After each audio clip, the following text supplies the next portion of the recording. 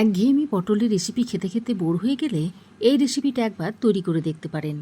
বানানো খুবই সহজ, ঘরে থাকা ঘরোয়া কয়েকটা উপকরণ দিয়ে রেসিপিটা তৈরি করে নেওয়া যায়। আর আজ আমি রেসিপিটা আপনাদের খুব সহজভাবে তৈরি করে দেখাবো।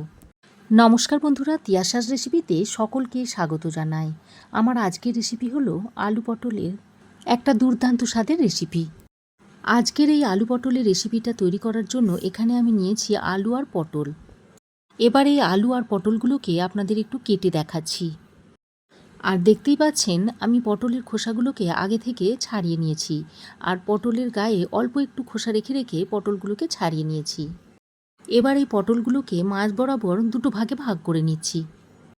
আর পটলের গায়ে যদি একটু খোসা রেখে রেখে পটলগুলোকে ছাড়িয়ে নেওয়া হয় তাহলে পটলটা যেমন খেতে খুবই টেস্টি হয়, তেমনি পটলটা রান্নার পরে আর চুপসে যায় না। তো সব পটলগুলোকে আমি একইভাবে কেটে নিয়ে আবারও জলের মধ্যে ভিজিয়ে দেব, তাহলে আর পটলগুলো কালো হবে না। পটলগুলো কাটা হয়ে গেলে এবার আমি আলুগুলোকে দেখুন কিভাবে কেটে নিচ্ছি। আলুর খোসাগুলোকেও আমি আগে থেকে ছাড়িয়ে ফেলে দিয়েছিলাম, তারপর জলের মধ্যে ভিজিয়ে রেখে দিয়েছিলাম। এবার আমি দেখুন আলুটাকে কিভাবে কেটে নিচ্ছি। প্রথমে মাঝ বরাবর কেটে তারপর আরও একবার মাঝ বরাবর কেটে এই রকম মাঝারি সাইজ করে কেটে নিয়েছি। তারপর আবারও জলের মধ্যে ডুবিয়ে দিচ্ছি। আর দেখতেই পাচ্ছেন আলুগুলোকে আমি খুব বেশি বড় করেও কাটিনি, আবার খুব বেশি ছোট করেও কাটিনি। তো সব আলুগুলোকে আমি ওই একইভাবে কেটে জলের মধ্যে আবারও ডুবিয়ে দিয়েছি।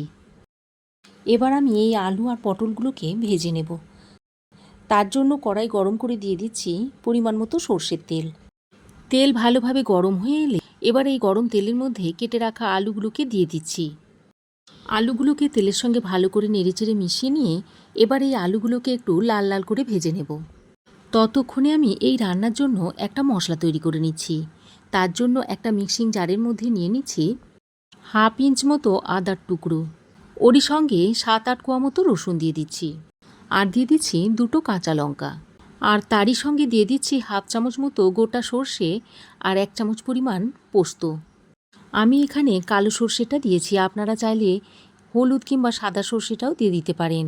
এবার আমি এর মধ্যে পরিমাণ মতো জল দিয়ে এর একটা মিহি পেস্ট তৈরি করে নেব।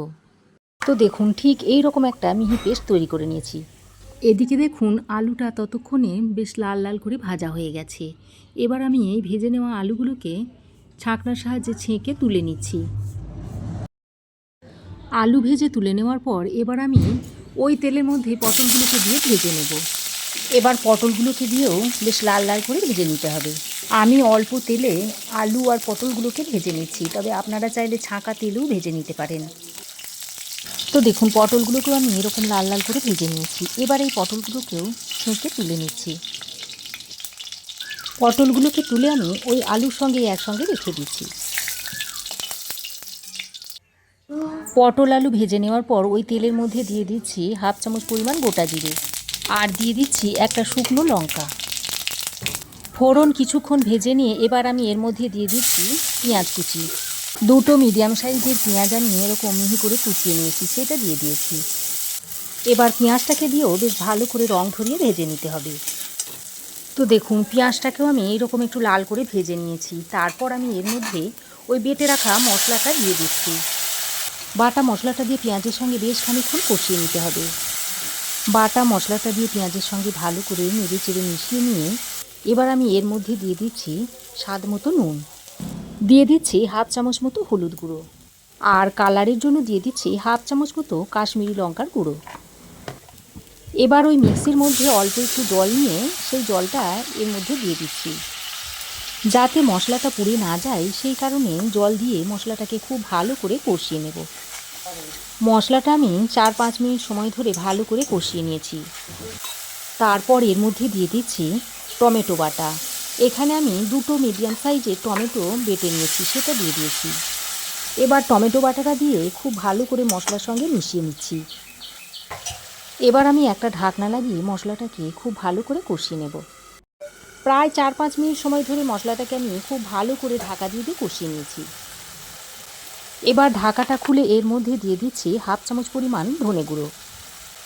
ধনে গুঁড়োটা দিয়ে আবারও সব কিছুকে একসঙ্গে ভালো করে মিশিয়ে নিচ্ছি। মশলাটা খুব ভালো করে মেশানো হয়ে গেলে এবার আমি এর মধ্যে দিয়ে দিচ্ছি ভেজে রাখা আলু আর পটলটা।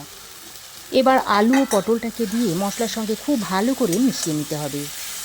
ভাজা আলু পটলটা দিয়ে বেশ কিছুক্ষণ নাড়াচাড়া করে মিশিয়ে নিয়ে এবার আমি একটা ঢাকনা লাগিয়ে আলু পটলটাকে মশলার সঙ্গে আরও কিছুক্ষণ কষিয়ে নেব।